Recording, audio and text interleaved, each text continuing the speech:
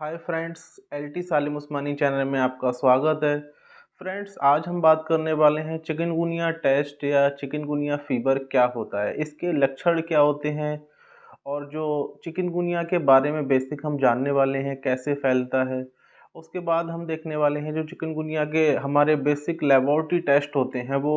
तो फर्स्ट हम जानेंगे जो चिकनगुनिया है वो एक वायरल फीवर है और ये फीवर एक मच्छर के काटने से फैलता है। जैसे हमने लास्ट वीडियो में आपको बताया था कि जो मलेरिया का मच्छर होता है वो एक फीमेल मच्छर होता है, तो सेम ये एक दूसरी प्रजाति का फीमेल मच्छर होता है जिसके काटने से हमें चिकनगुनिया हो जाता है। चिकनगुनिया में होता क्या है, किसी पेशेंट को अगर चिकनगुनिया हुआ और एक मच्छर ने उसको जाके वहाँ पे काट लिया, तो जो उसने अपना जो उसका सलाइवा एस्पिरेट किया पेशेंट की बॉडी के अंदर, तो वहाँ से उसको जब उसने खून पेशेंट का चूसा मच्छर ने, तो उसको चिकनगुनिया वाले वायरस आ गए और उसी मच्छर ने फिर दूसरे किसी पेशेंट को काटा, तो उसने वो उसका वायरस दूसरे पेशेंट को एस्पिरेट कर दिया। तो इस तरीके से ये चिकनगुनिया का जो मतलब एक साइकिल होती है, ये ऐसे चलती रहती है। तो फ्रेंड्स, ये एक मच्छर के काटने से होता है। जो फीमेल मच्छर होता है उस वो काटता है तब हमें चिकनगुनिया होता है।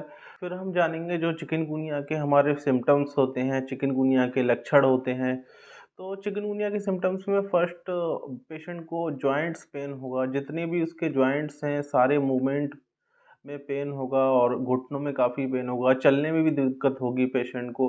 उसके बाद पेशेंट की बॉडी पे रेसेस होते होंगे और वो हाई फीवर होगा, पेशेंट की मसल्स पेन होगा। तो ये जो सिम्टम्स होते हैं ये चिकनगुनिया के होते हैं। अगर पेशेंट को ये सारे सिम्टम्स आ रहे हैं तो हम मान सकते हैं मे बी के पेशेंट को चिकनगुनिया चिकनगुनिया हो।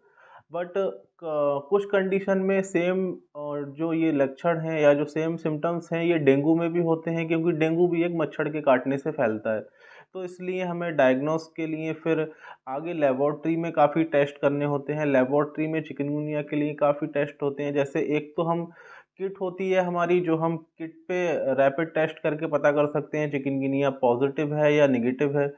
उसके बाद हमारा चिकनगुनिया अलाइजा टेस्ट से भी हम पता कर सकते हैं पेशेंट को चिकनगुनिया है या नहीं है। चिकनगुनिया जो सीरम से हम टेस्ट करते हैं तो उसमें हमें पता चलता है कि चिकनगुनिया के एंटीबॉडी सीरम में प्रेजेंट है या नहीं। अलाइजा टेस्ट से आईजीजी आईजीएम दोनों में ये पता किया जा सकता है कि बॉडी में चिकनगुनिया है या नहीं है।